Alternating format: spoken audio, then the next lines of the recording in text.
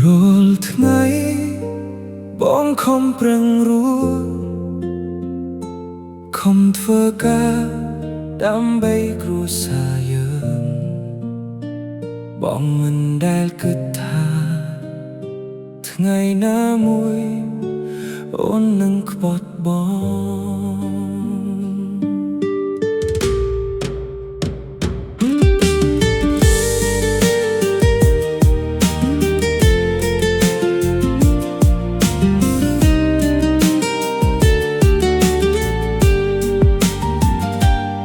រាល់ព្រឹកបងក្រោកតួខ្លួននឿយហត់ចេញទៅធ្វើការដើម្បីអនាគតយើង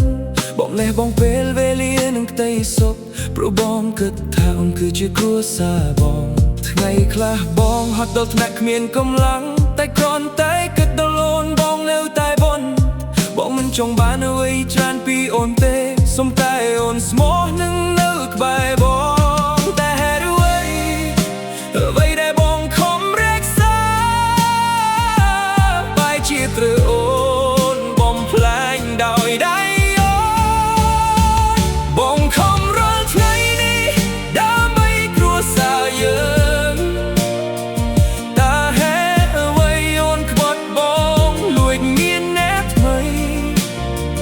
បងខំប្រឹងគ្រប់យ៉ាងដើម្បីឲ្យយើងមានថ្ងៃស្អែ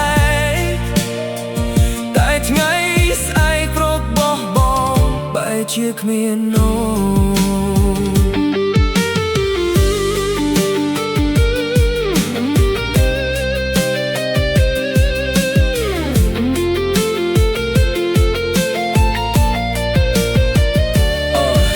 ននិយាយជំនួសទឹកភ្នែកបងមិនដឹងថាចាប់ពីពេលណាអូនចប់តាមលាក់រឿងពីបងទូរស័ព្ទដែលអូនធ្លាប់ទុកឲ្យបងកាន់ថ្ងៃនេះបែរជាតែងតែលាក់ពីប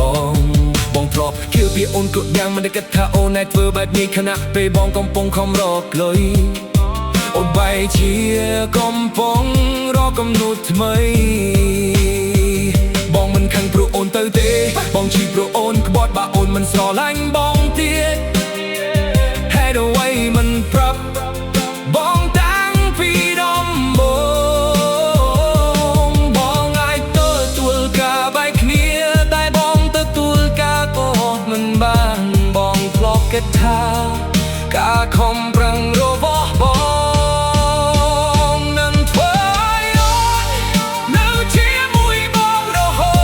តតែថ្ងៃនេះបងទៅដឹងស្នេហាដែលបងការពារ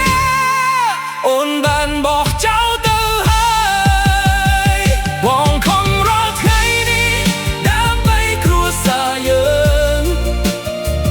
តើហេតុអ្វីអូនខ្វត់បងលួចមានអ្នកថ្មី